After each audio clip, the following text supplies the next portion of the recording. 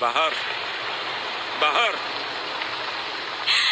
این هیچ درست نیست. بهار، تو منو مجبور ساختی که کار کنم. تو باید اینجا زندگی کنی. اینجا خانه تو است.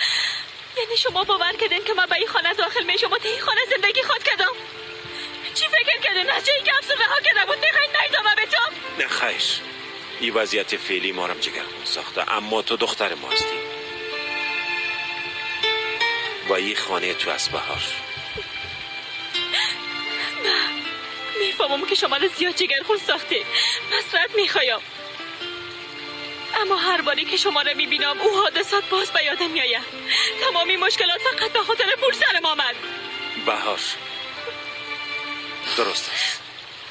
اگر دوست نداری با ما پدر نکن، به حسرتم مادر نکن. حتی اگر میخوای هیچ وقت ما را دوست نداشته باش. هر قسمه که دروغ‌های ما قبول داره. اگر قبول کنی یا نکنی بازم ما پدرت هستم و حسرت مادرت. وقتی تو در وضعیت بد قرار داشته باشی ما چطور میتونیم تو را تنها کنیم؟ چرا همراه من قسم میکنه؟